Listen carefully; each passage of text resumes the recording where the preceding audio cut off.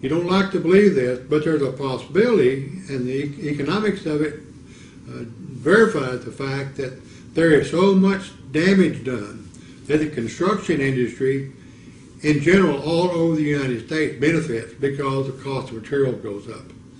So the insurance company may or may not gain from having these damage reductions take place. As far as the energy industry is concerned, we all know that they get their money back almost immediately by increasing the price of their product. And it's not unheard of to believe that, that the actions performed by FEMA or the government is not a surefire way to buy votes. So there may not be any political or economic motivation on the government or some major industry's part to reduce the damages of hurricanes. The material that we put in the atmosphere are not toxic, and by volume they're nothing. It's my contention that we have a sure defense against those liability lawsuits. We place in our seeding materials a trace element of zinc or some other exotic material, so that any rainfall that falls that uses our nuclei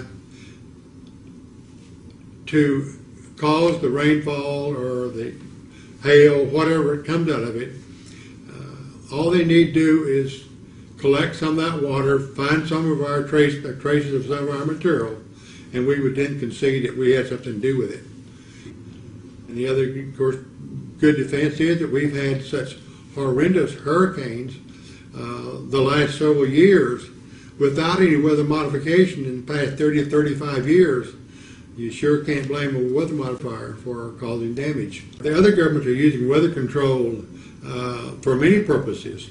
And Indonesia, for instance, Canada, Turkey, Greece, Russia, they're all using weather control to their benefit, and we aren't. Well, for several years, the Russians have had weather control product as one of their national goals. They're using weather control primarily to protect the large sites, or the sites where large numbers of people are congregating for celebration. So, such as in Moscow or Stalingrad, when they have these big military events there, or parades, so forth, they bring their cloud seeding people in, and their objective is to keep it from raining or to knock the clouds down. And it's not just the Russians that do that. Our company, for instance, does the same thing in Calgary every summer. The idea is to keep the hailstorm and the heavy rain down so that the construction business can flourish. It's a contract we've had for 9 years, and every summer we send 2 airplanes up there, or whatever it takes, and their only mission is to prevent hail and keep weather from doing damages in the city limits of Calgary. You've obviously been successful. Well, obviously, yes. It's just one of those things that we know how to do, and since the government hasn't done it, the corporate people in America have just built the instruments. They've installed them in their airplanes, but we have to be just as sure of what we do as the government would like to think they have to be. The men, the materials, the aircraft, and all of the other support equipment you need are available today to reduce the damages of hurricanes very significantly. And I'm talking significantly as being more than 35 or 40%. The roof doesn't lift off the house until about 105 miles an hour. If you reduce the damages in hurricanes by 35 or 40%, you're going to save 90% of the damage that's done by them. Because once you get down below 100 miles an hour, there's not a whole lot of damage occurs from the winds and hurricanes.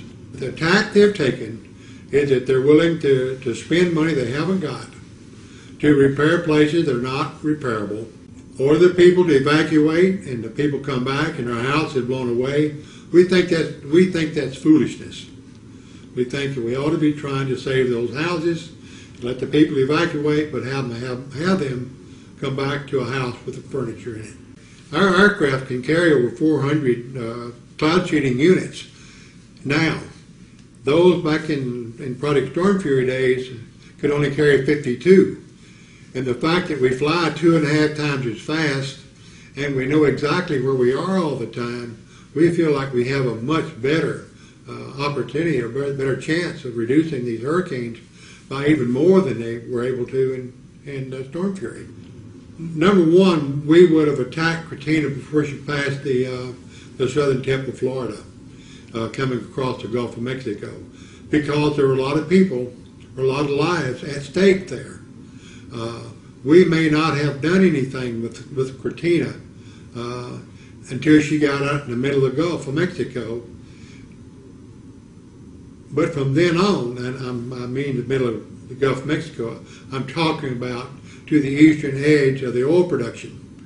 When it got close enough to do damage to the oil drilling and producing platforms, we would have started working on Katrina right then, and we would have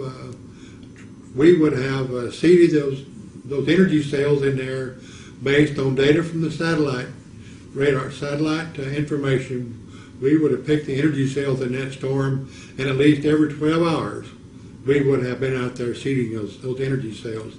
Ben, why hasn't there been a lawsuit against the government for not stopping these hurricanes? You know, I don't know. I'm not a lawyer, but I really don't understand why, because the government certainly has reneged on its responsibility to the citizens of the country to protect them. They took unlimited steps in creating the Department of Homeland Defense and spent trillions or hundreds of billions of dollars on that thing. If yet a hurricane comes along that does more damage than that, and they won't even acknowledge the fact that there's some way to prevent it or slow it down. Well, the problem we have right now is that while we've contacted every senator in the U.S. Senate, all 100 of them, we've had one mediocre response from one of them. You get the impression that they just don't care what happens about the hurricanes, and we have presented a proposal to them to do hurricane damage reduction for the year 2006, and it amounts to around $6,000 a month. But we have enough airplanes, we have enough people in our company that we can do that. We need to be out there seeding these hurricanes, and if we don't get the results that we think we're going to get, then we can say we're not ready for it. But that's not going to be the case. What's this, Ben? This is a letter from the Secretary of the Navy, and it's a commendation medal to me, and it's for meritorious services from 28 September through 1 November 1966. As a member of the Scientific Operational Evaluation Team for the Naval Ordnance Test Station deployed to the Republic of Vietnam. During this period, Lieutenant Livingston directly participated in project flights in a combat zone, in program planning, scientific data collection and evaluation, in material readiness of scientific recording equipment, and in the daily preparation of the weapons system under development, demonstrating outstanding professional competence. He and our procedures, thereby improving their effectiveness.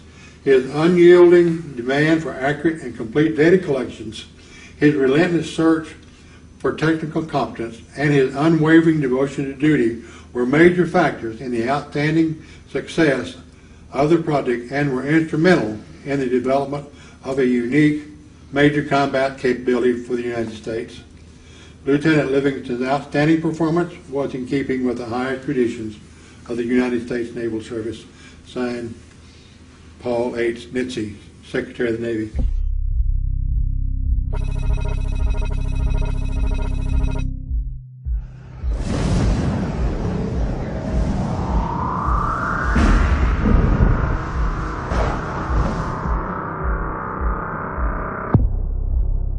Visit Infowars.com and PrisonPlanet.com. When you're on the site, you can also tune in 24 hours a day to my daily radio broadcast. There's also a free iPhone app to listen to the syndicated radio show when and where you want.